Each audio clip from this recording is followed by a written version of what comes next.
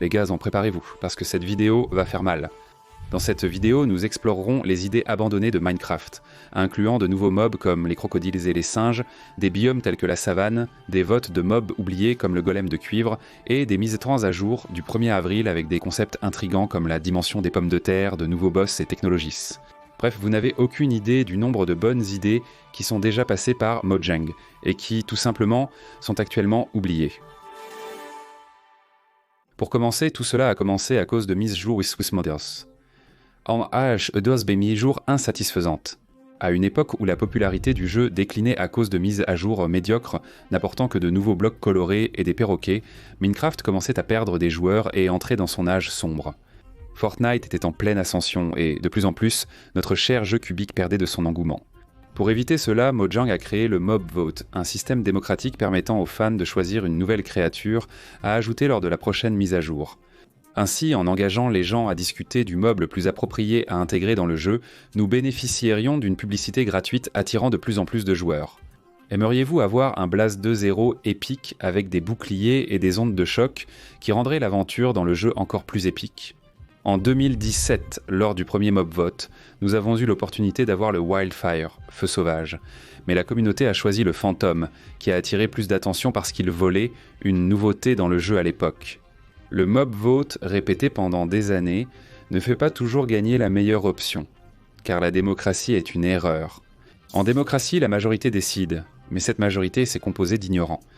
Toujours en 2017, les autres options du mob vote étaient un calmar géant appelé Barnacle, qui attrapait et aspirait tous les joueurs par sa bouche dans les océans profonds. Le design de cette créature fait plus peur que de se faire rejeter par la fille que tu aimes. On a aussi failli avoir le glouton, appelé le grand affamé, qui se cachait dans le sol et infligeait des dégâts quand on passait dessus.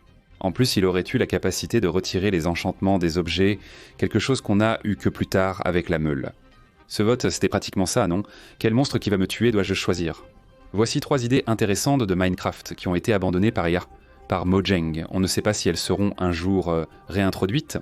En 2018, Mojang a lancé l'un de ses premiers échecs, Minecraft Story Mode.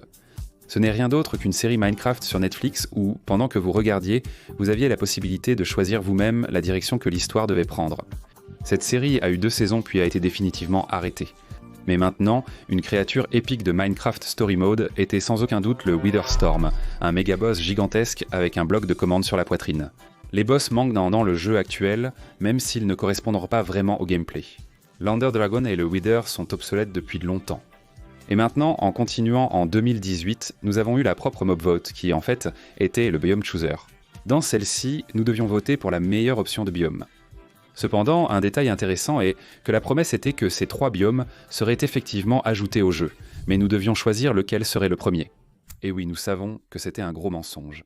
Bref, les 3 options étaient la savane, qui ajouterait les termites, ainsi que de nouveaux types d'arbres, et enfin les autruches, qui seraient montables et très rapides. À l'époque, elle est arrivée 2e, un résultat inégalé depuis.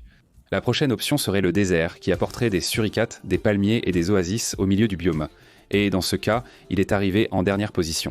Finalement, le grand gagnant a été le biome de la taïga, avec ses baies sucrées, ses feux de camp et ses renards dans le jeu. Et, comme vous pouvez l'imaginer, toute cette faune et cette flore ont été ajoutées au jeu à partir de la mise à jour Village et Pillage. Mais ce que beaucoup ne savent pas, c'est que cette même année, il y a eu un vote secret. Lors de ce vote, seules les personnes de Chine ont pu voter. D'après mes informations, la Chine possède une version exclusive de Minecraft en raison d'un contrôle gouvernemental plus strict et de nombreuses restrictions. Alors que le monde entier votait pour savoir quel biome sortir en premier, les Chinois ont eu l'opportunité de choisir entre 5 options pour une nouvelle créature qui serait ajoutée au jeu. Parmi les options se trouvait le Boto Rose, le séducteur légendaire de femmes mariées dans notre folklore. Il vivrait dans les rivières du biome de la jungle, et sa seule particularité était qu'il est essentiellement un dauphin avec une peau rose. La deuxième option serait le cerf, qui apporterait une plus grande diversité à la faune du jeu, pouvant naître dans les forêts. En le chassant, vous obteniez de la viande et du cuir.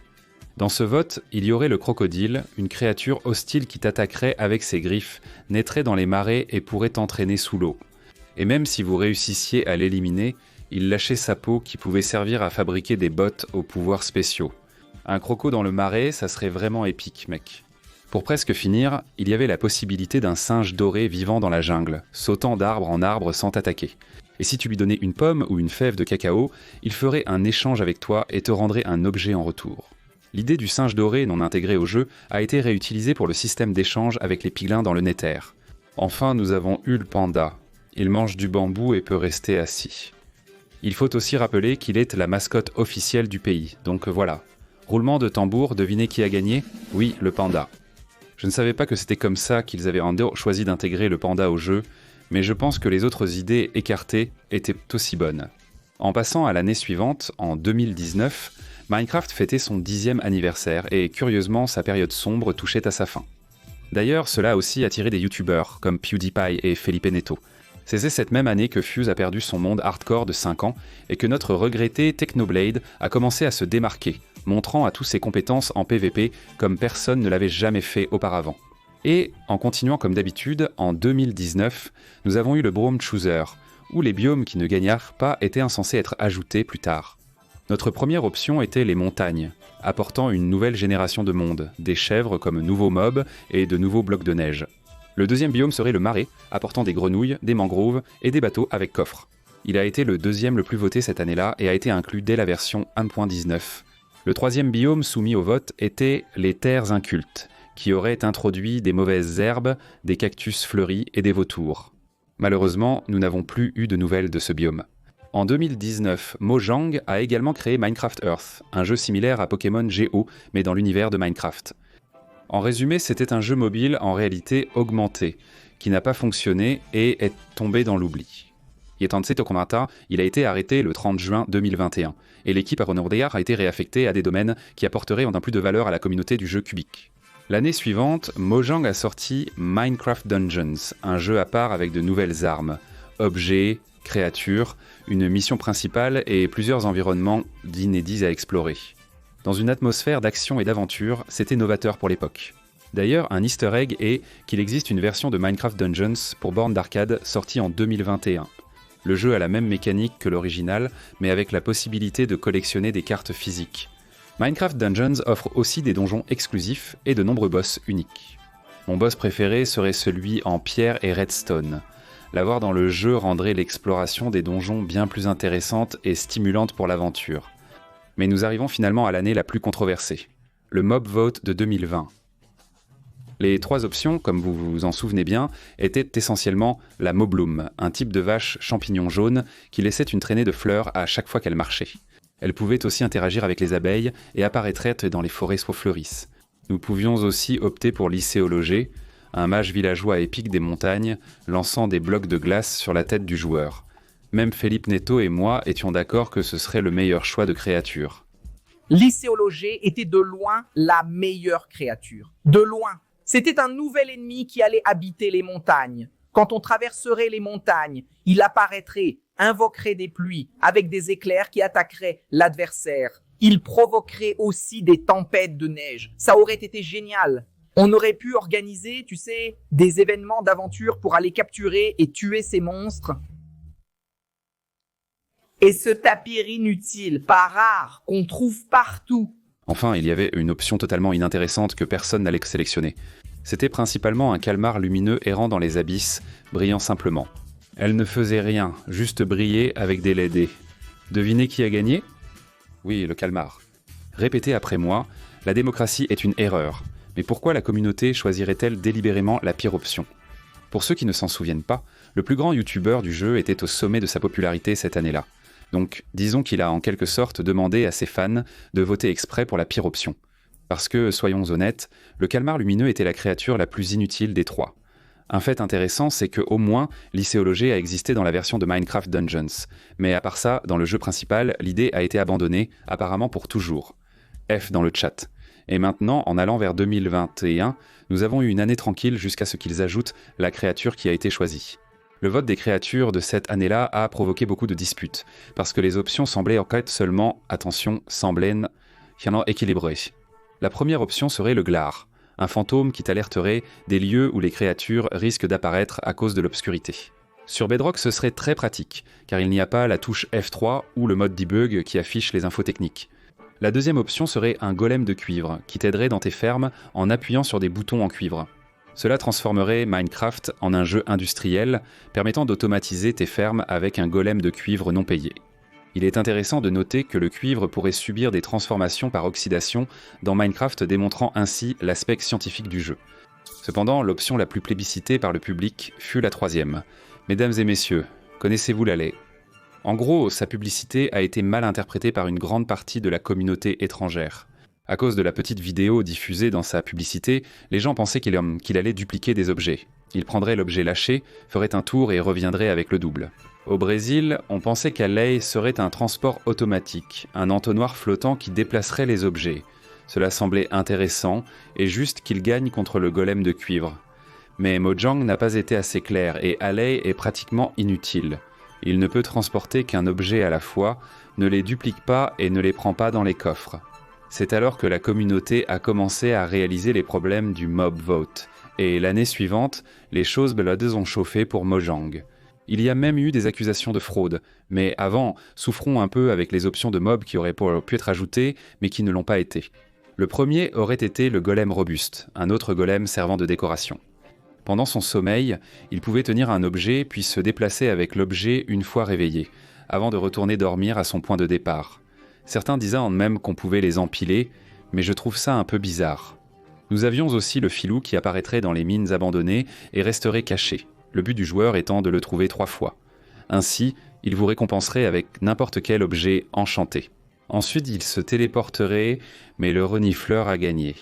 La vidéo promotionnelle mentionnait que le joueur devrait trouver son œuf dans des ruines sous-marines, et qu'il incarnerait une créature préhistorique dans l'univers de Minecraft. En d'autres termes, ils sont éteints jusqu'à ce que le renifleur les trouve et les ranime, ce qui est un point fascinant pour le lore du jeu. Aussi, sa fonction serait de renifler pour te donner de nouveaux types de graines et de fleurs anciennes. Et convenons que, parmi les 3 options, le renifleur était vraiment le grand gagnant. La publicité du renifleur a été bien plus importante que pour les autres options. De plus, il aiderait à mieux expliquer l'histoire du jeu, qui manque de lore spécifique malgré ses 10 ans d'existence dans ce jeu cubique. Désormais, avec 55% des voix allant directement au renifleur, la nouvelle créature du jeu, les votes ne sont plus partagés comme avant. Cependant, comme tout naisseur n'est pas rose dans la vie, la réalité a été bien différente de ce qui avait été dit. Lorsqu'il a été ajouté, il apparaît seul dans le biome des cerisiers et donne 2 types de fleurs qui, du moins pour l'instant, ne servent absolument à rien. Des rumeurs ont donc commencé à circuler selon lesquelles Mojang serait paresseux. Et avec toutes ces anti-Belefanx et donc tous ces critiques qui sont formulées depuis des années, 2023 a été le point de rupture pour les fans de Minecraft et est devenue une année très compliquée pour Mojang.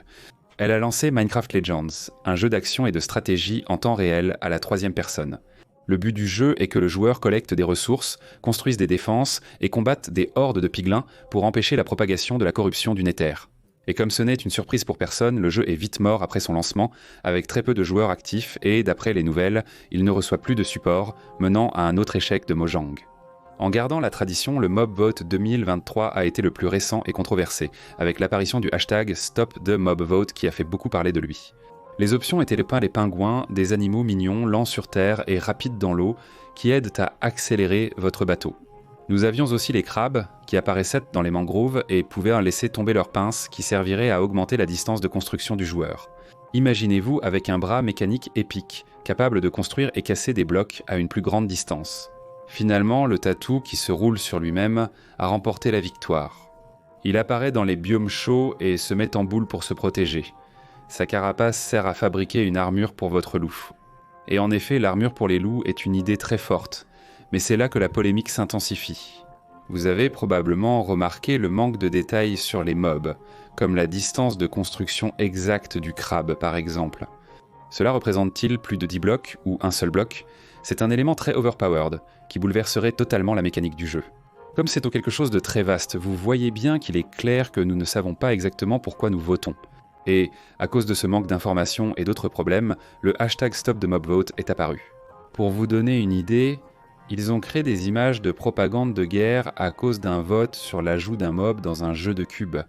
Et en plus de ces problèmes mentionnés, le but de ce hashtag était de se demander s'il est vraiment juste que la moitié de la communauté soit heureuse et l'autre moitié triste, si c'est vraiment juste de voter pour une seule mécanique dans le jeu. Pourquoi Mojang ne peut pas simplement ajouter les 3 options ? Sont-ils aussi allergiques que moi au carnet de travail ? Ils sont répulsés par le travail ? C'est impossible, ils ne travaillent que 5 minutes par an. Dans ce contexte, beaucoup dans la communauté s'accordent à dire que Mojang est paresseuse. Même si la mise à jour 1.21 suscite de meilleures attentes et perspectives, on peut encore en attendre un peu plus. Car on parle d'une entreprise multibillionnaire avec une équipe qui a déjà été capable de faire des mises à jour plus importantes et d'écouter son public. Malheureusement, depuis 2020, le jeu est en déclin, et il appartient à Mojang de prendre des mesures pour rétablir l'engouement autour du jeu. Dans cette vidéo, nous avons seulement abordé les éléments officiels, mais de nombreuses idées un peu mèmes ont déjà été abandonnées. Par exemple, les mises à jour du 1er avril. Cette année, on a eu une dimension épique de pommes de terre, avec de nouveaux objets, une nouvelle technologie qui fait voler les maisons. Bref, comme c'est une mise à jour de mèmes, les gars balancent plein de trucs épiques, tout comme l'année dernière, où il y avait aussi la dimension de la lune. Plein d'idées qui plairaient rendre facilement à la communauté.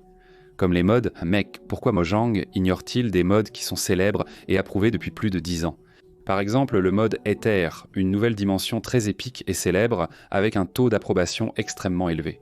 Pourquoi Mojang n'intègre-t-il pas cette fonctionnalité dans le jeu officiel et ne propose-t-il pas un système de vote pour élire le meilleur mode ? Tinker's Construct, par exemple, est un mode plus simple mais qui apporterait déjà de nouveaux outils et de nouveaux minerais. En somme, Minecraft regorge d'idées. N'hésite pas à partager la tienne dans les commentaires. Suivez AREAMINE sur la plateforme Violette pour tenter de gagner Minecraft Original ou un PC gamer en regardant mes lives. En laissant mon live tourner, tu gagnes des points échangeables contre de nombreux petits produits dans la boutique, comme des centaines de personnes le font depuis plus d'1 an.